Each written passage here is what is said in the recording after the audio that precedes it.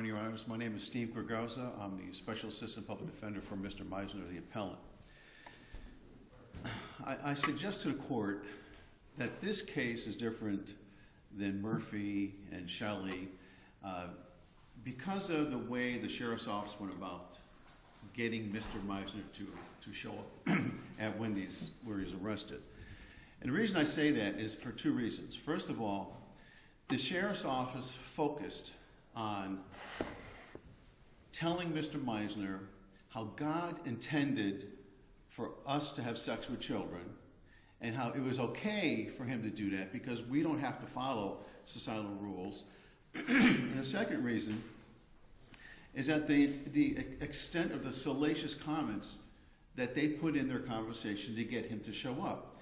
Now, let me just read to the court the segments where the Sheriff's Office brought in the fact of God condoning sex with children. Here's what they said. This is starts on Volume 1, page 103. The Sheriff's Office starts off, I want to be upfront with you. I'm not looking for someone as much for me as I am for someone to teach my daughter. I think God intended for a young girl to learn about sex from a father figure. The Sheriff's Office continues on this. We live in a very vanilla world, and most people don't understand how God intended us to love.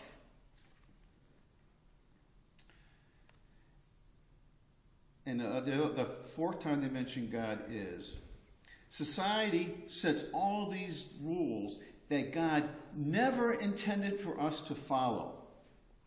We are free, and these are our bodies, to do whatever God intended us to do. That's on page 104 on Volume 1. I suggest that's offensive. They are actually telling Mr. Meisner, God said it's okay to have sex with children. And not only that, the Sheriff's Office is saying, and forget the law. That's society's laws. We don't have to follow society's law. Follow God's law.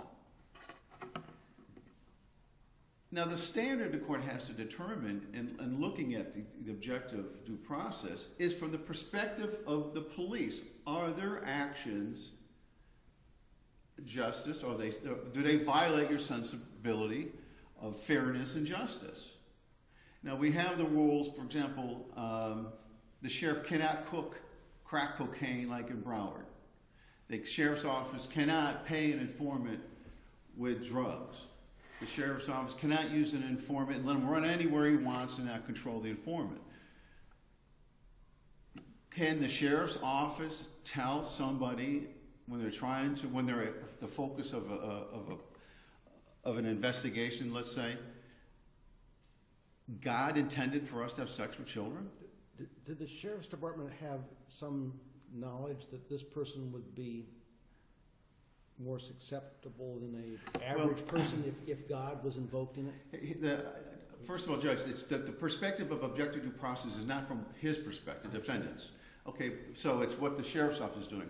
But if you look further down in the conversation, what the Sheriff's Office does, and this will answer the court's question, they start asking him about his children. He says, I have one daughter that's 14 and another daughter that's 9. And he says, I miss my daughters very much because he went through a divorce. He's now living from Jersey. He's living down here. And what does the Sheriff's Office say? The Sheriff's Office, after he says, I miss my children terribly, they say, maybe Sabrina can fill that void for you. You know, I suggest that when the Sheriff's Office is bringing in God on something like this and saying God condones sex with children and ignore the law, they're telling him, ignore the law and meet us. Don't worry about the law. God said it's okay. And I think just on that standard itself is, it violates a sense of justice here. When I was sitting in a courtroom and the clerk came, it gave me somewhat of a perspective because I'm thinking what I'm going to argue and how I'm going to raise the issue. The clerk says, God saved the United States and this honorable court. Now, let's keep it in perspective. What the sheriff's office says with this. God saved the United States and this honorable court. God intended for us to have sex with children. That's what they're saying. That's the perspective.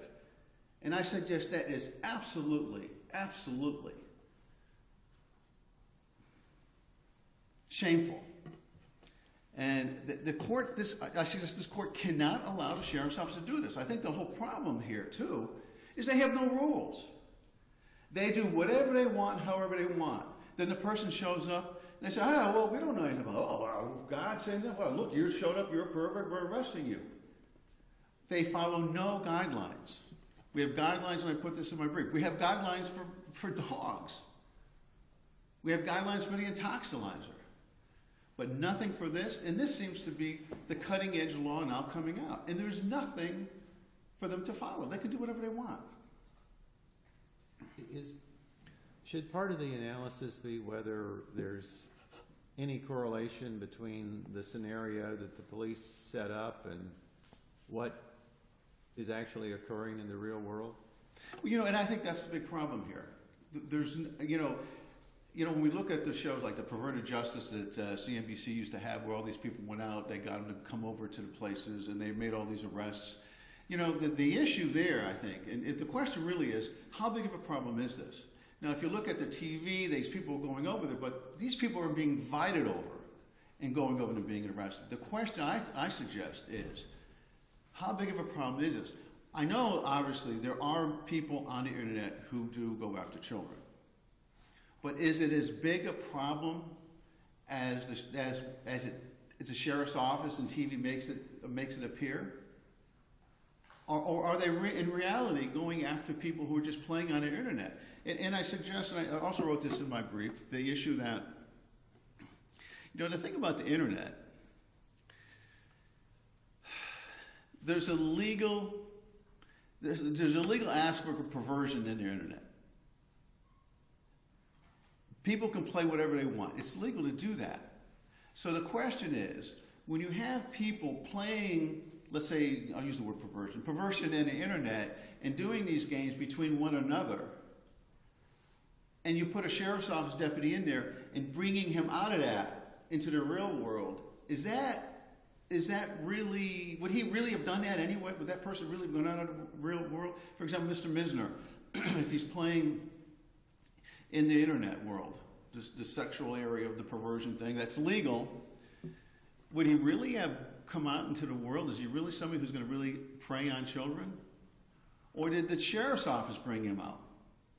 Is the sheriff's office making this a bigger problem? Is the sheriff's office turning all these people who really are not perverts? And is that an objective entrapment issue that we could resolve on appeal without some sort of predicate evidence in the record from a psychiatrist? No, I don't think you can, Judge. I've had a couple of these cases myself. I can just say that I've found there's no guidelines they really follow. They do whatever they want to do, and I would suggest I think that's a problem in itself. Yeah, so how well developed is the objective entrapment issue in the trial record in this case? In this case, yes. It wasn't developed at all. At all.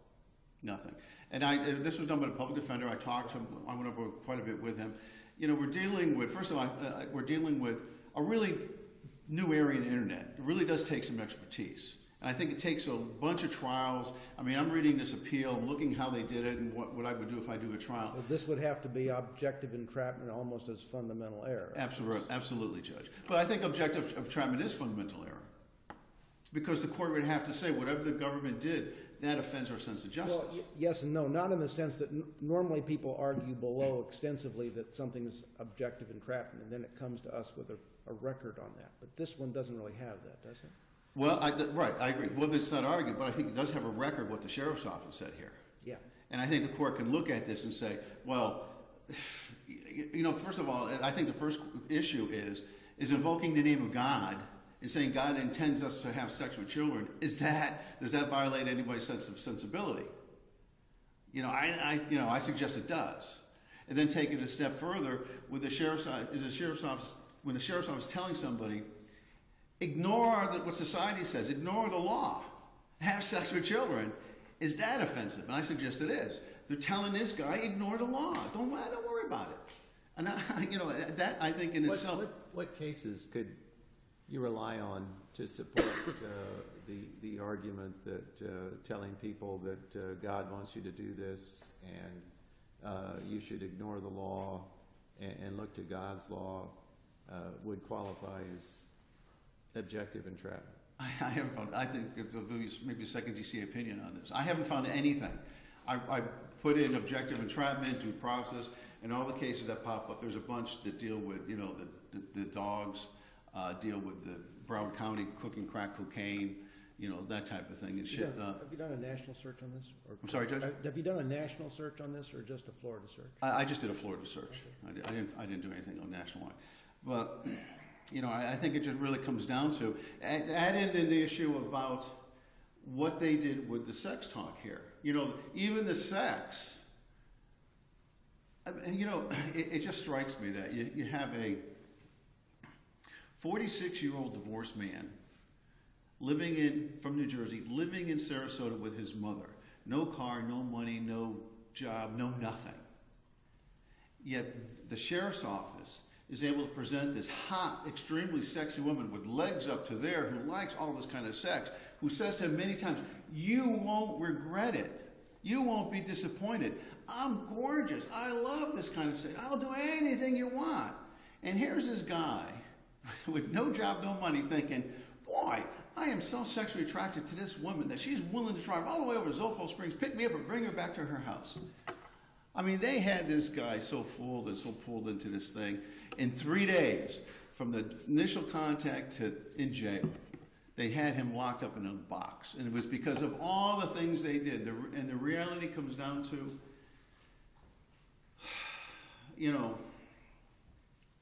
were their investigative techniques proper? And I suggest they weren't. Why don't you talk a little bit about whether there's evidence of attempted cap sex battery? I'm sorry. Your second point on appeal is that the JOA should have been granted on the attempt to commit sexual battery. Right. Well, that's right. I'll address that briefly. Okay, let me change my mental gears here. Could you give me 1 second, Judge? Sure.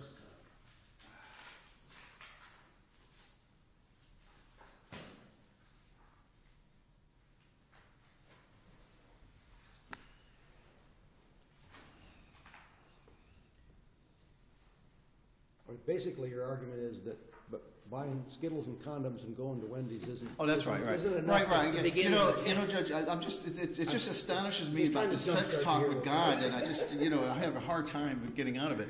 All right. I think when you really look at what was he doing and what did he really go there? Or what was it? Was it preparatory? With all the conditions they put on this, first we're going to eat, then we're going to meet, then we're going to discuss it. Even the court recognizes that their plan initially was to meet to eat, not to have sex, and then decide where we would go further.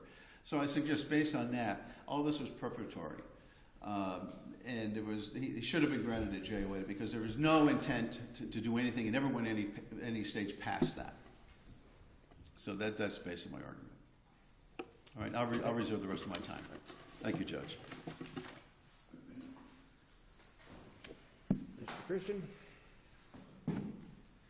Please the court. I'm Brandon Christian for the state of Florida.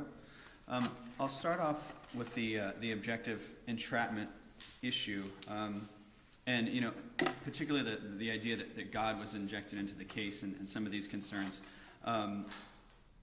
Because injecting God into any law enforcement scenario or anything, I mean, it calls to mind a prosecutor can't get up and inject God or religion into a closing argument. But this situation is different. This is a law enforcement officer, Michael Botte, who is trying to act like a 35-year-old woman who is offering her 10-year-old daughter for sex. Do we really have a problem in Hardee County with a lot of mothers offering their daughters for sex on the internet? Is this something that was a problem so that the sheriff decided they needed to investigate that specific problem? I'm not aware of that being a problem in Hardee County specifically. I know that, I mean, these cases are becoming more common, but I'm not familiar with it being an issue in particular counties, or even, you know, how law enforcement officers are assigned to investigate these cases, or anything like that. But as far as, you know, as God being mentioned and whether this is offensive, again, this is not, from the standpoint of the defendant, this is not the sheriff's office saying, oh, God is, you know, condoning this kind of behavior. This is a 35-year-old mom who's offering her daughter for sex. So Bote is really, he's playing a part. He's trying to persuade somebody. But you're basically taking someone on the internet and trying to convince them in every way, shape, and form you can to fulfill their fantasy. Right. There's no evidence in this case that this man ever acted on his fantasies before, or that he would in the future, but for the fact that the sheriff's department put every possible emotional twist on him they could. Isn't that a problem? No, it's not a problem, because despite that, he's still committed all of the elements of the offense. So the fact that he didn't fantasize about this before, well, in his own words, he said that he had always fantasized about something like this. And he says that. Well, don't people have fantasies that they never act on? I mean, isn't that why we have novels, plays, poetry, films, Sure. Operas? These are fantasies that aren't acted on. Right. And as far as whether this was a fantasy to this particular defendant or not, I think his statements, particularly in the in-custody interview, once he's interviewed by a detective, I think it's Duff, he says, well, you know, you caught me hook, line, and sinker. He says, he's asked essentially whether he thought he would go through with this. And at first he says, well, you know, I think I would have pictured my daughters. But then the detective says, well, you know, well, what if things were going smoothly and everything, and, you know, this girl seemed mature? He says, well, maybe. And so, and he also makes a comment. Doesn't that really avoid the real problem, which is, aren't the police creating the crime, and are the techniques that they use to create the crime such that society should condone them? Right. Well, they're holding out an opportunity to engage in illegal conduct, and the case law has not gone to the point of saying, well, that it's illegal just to hold out the opportunity. And again, I mean, if we look at a timeline of this case, I mean, I think that a timeline is fairly helpful, because it's over the course of 4 days, and from the very first day, it's really pretty apparent what they're talking about, because on the very first day, they're already talking about condoms and spending the night and everything like that. So, well, let me ask you the question that I asked Mr. WOWZA. What case law could we look at to tell us that what the police did in this situation is okay? Well, I think if you compare it to, I believe it's the Jeanette case, that's as far as an objective entrapment issue, I think that's the one case where a court has said that a problem arises at a certain point. And in that case, there were approximately 41 emails back and forth before it was ever mentioned that, hey, that a younger sister might also be involved in this scenario. So, I mean, if you hold out what's purely a legal, lawful sexual encounter, and then later on try to inject into the scenario, well, maybe my daughter's going to come along. I think if you deceive the defendant, that's different than saying, you know, I'm a mom looking for someone to teach my daughter about sex. I think when you're holding out something that from the very get-go is apparently illegal, I don't see that there's a problem in terms of entrapment or offending, you know, societal standards. And again, I think this case is in contrast to Jeanette, particularly because of the number of exchanges that were involved in Jeanette before the illegal nature of the conduct came up, as opposed to here you have really within, you know, a handful of exchanges, they start talking about the condoms and how he's always fantasized about something like this. Have you done any kind of a nationwide search on this? No, I haven't done a nationwide search on this. I really just looked at the Florida case law. Let's see. So returning. That's the point about was this preparatory or was it enough to constitute? Right. Regarding the attempted sexual battery charge, again on that point, I mean, the courts have not. There's not a bright line, of course, as far as what constitutes an attempt, and so I mean, with the case law, the courts have basically looked at a combination of the circumstances. So were these acts just merely preparatory, or were they overt acts? Well, clearly he wasn't at the point of being at the house with the daughter. Right. And in fact, when he's going to this Wendy's, he doesn't yet know that he's got the go-ahead, doesn't he? Well, he doesn't know that. I mean, the police are in control of this. They can specify what the understanding will be if he shows up at Wendy's. And what did they tell him what would be the circumstances if he showed at Wendy's? What is discussed is that he and the mother may have lunch, but for the most part, what they're discussing is they're looking forward to the weekend. So he showed up with a weekend bag filled with his clothes and the condoms and the Skittles for the daughter. I think that all of those things have to be considered in looking at whether he's, attempting or whether he's just preparing. I mean, they created a plan, and really at this point he's walked. He doesn't have a car, so he's walked to the, I think it's a 7-Eleven, and then he walks from the 7-Eleven to the Wendy's. He's carrying out a plan at that point. He's not just hoping. What if the solicitation had been, I want you to kill my 10-year-old daughter for insurance money, and you're going to need a gun to do this, and let's meet at Wendy's and talk about it and see where it goes from there. He shows at Wendy's with a handgun. Is that attempted murder? I think if they say, well, here's how you're going to do it, and buy this kind of gun and use these kind of bullets, and the defendant then gets those particular gun and that particular gun and the bullets, I think that may start to look like an attempt. I'm reluctant to go out on a limb but I mean, the murder for hire is it.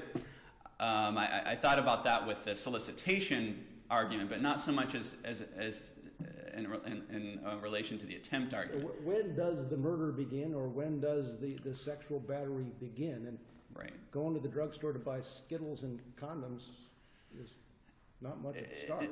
Normally, that might just be innocuous behavior, but we have a mother, an undercover agent who's really very specific.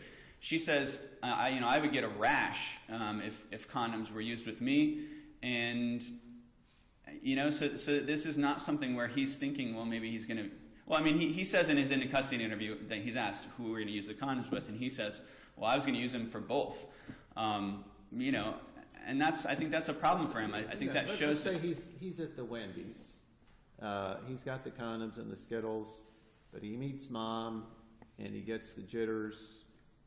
He can always decide to walk away at that point, can he? I mean, why isn't that just preparatory? And eat the Skittles and use the condoms later. Right. I mean, these are not like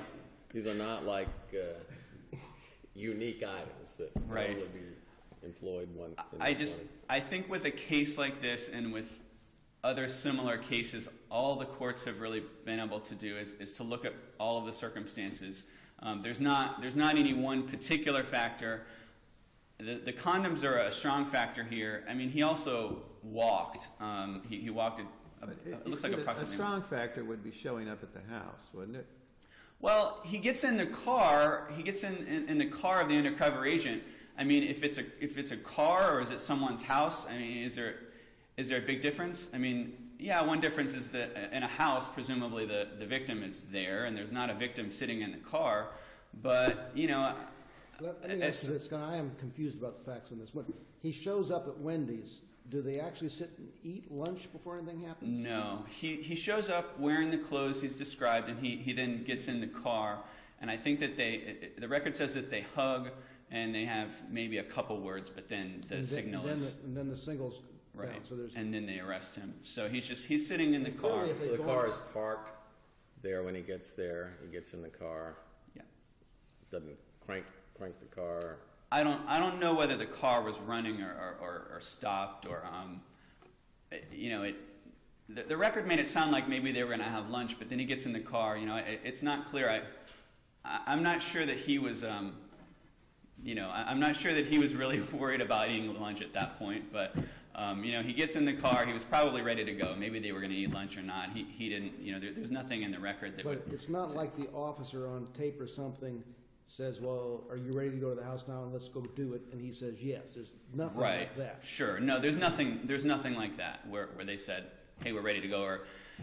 And I mean, that was another issue I think that's mentioned in the briefs as well. Is the mother, approving of him, or is he needing to get through some screening sort of process before he's gotten the mom's approval?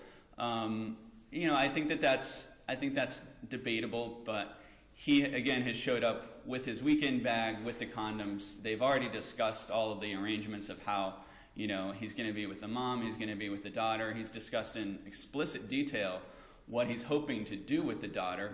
And the exchanges that they have online are not along the lines of, well, I'm maybe, or maybe I'll let you go through it. For the most part, it really is someone who's saying, hey, we're going to meet up, we're going to get to know each other a little bit, maybe over lunch, and then, you can spend the weekend at my house. So that's I think that for the most part is what the record indicates on that particular issue. I did want to mention the double jeopardy issue briefly. This court, of course, issued its decision in Shelley, and the state's position is just that Shelley is distinguishable because in Shelley, the opinion recites Shelley involved offenses that just occurred in one day. Here, so that, in Shelley, the opinion recites the state only charged one use of computer devices to solicit, and that charge was based on a solicitation occurring on the same date as the traveling offense. So here, the traveling offense. Isn't that the same thing we have here? There was only one charge of using the computer. Right. It's one charge, but there were multiple dates. So as to the traveling offense, it was charged only as to November 4th, which it overlaps with the date range of the other offense. Distinguishable because? Because the record would at least indicate that there were multiple episodes of conduct. What about using using the two-way communication device? How is that different from using the computer? Why isn't that double jeopardy? Again, because the record would at least suggest that there were multiple episodes because you have November 1st, November 2nd. There's only one charge of each. Right, right. And they charged all the dates in the one count. And part of this issue was not preserved. So one of the problems with this issue is that we don't know for sure, whether the jury is looking at one episode or whether it's multiple episodes or whether the jury would have found multiple episodes based on, November 1st, November 2nd, November 3rd. But the state chose to charge it all in one count. Right. That's true. And the other type of case where this problem comes up is with a normal sexual battery case where you have sexual battery and L&L, and the victim can't remember or doesn't know, well, he did this on this day, this on this day, this on this day. And so the state charges a date range, and the courts have at least recognized that the state has the discretion to do that, and that the state doesn't have to charge, well, I'm not clear on your argument about why these things don't constitute double jeopardy here. Sorry? I'm not clear on the state's position about why these things don't constitute double jeopardy here. The state's position is that the record would at least support that these were multiple episodes of conduct, even though it wasn't actually charged that way, that the evidence would show that there were multiple episodes. Arguably the defendant could ask for an interrogatory and say... If the state, let's say they charged soliciting on day one and charged use of a two-way communication device on day 2, I guess you could argue that that's different, but here, that's not what occurred. Right. They charge the same date range for the soliciting and for the use of the two-way communication device. So how is it not double jeopardy then? Simply based on the evidence that there's sufficient evidence to at least support multiple episodes, even though it's not actually charged that way. Does each of these have an element the other does not? No, I would agree that as far as a Blockberger type of analysis that, and I mean Murphy looked at that. Murphy looked at that problem. I think Murphy said, well, there's in separate sections, but I think Murphy may have been incorrect on that. But yeah, I would agree that these offenses don't each have an element that the other does not. So I mean, the double jeopardy is it's a problem for this case, but Shelley and Murphy are now pending on jurisdiction before the Florida Supreme Court. So we would be asking if the court does find that this is a double jeopardy problem, that the court either await a ruling from the Florida Supreme Court or certify a question. And so that this court would go up along with Murphy and Shelley, on a similar type of issue. So that's the double jeopardy situation. If the court has any other questions about the other issues that were raised, I'm happy to address those. Unless the panel has any further questions, the state would respectfully ask that the court affirm the appellant's judgments and sentences. Thank you. Thank you. Mr. Cardozo?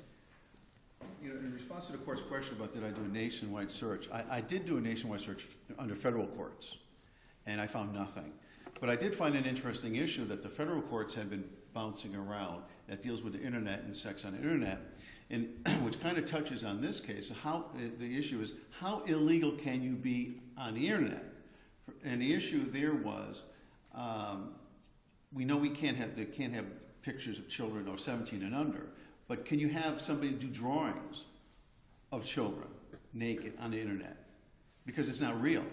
Or can you put a tail on somebody to make them more of an animal and things like that? And that seemed to be, nobody really had an answer to that. I think it's going to be more, you can't do that. But I think that would seem to be a big issue in the federal courts dealing with this. And that really deals with what was Mr. Misner doing or what are these other people doing on the internet when they're playing the game. How illegal can it be? And apparently some can be completely illegal. Like some drawings can be of children as long as they have a tail or something different that doesn't make them look human or something. But so I think that is an issue that's maybe going to come to bear someday, and I think that does touch on this. So that's the closest I could find on a nationwide search. All right. Thank you very much, Your Honor. Thank you. I think the court will take a break at this time, and we'll come back and pick up the 11 o'clock docket at 11 o'clock.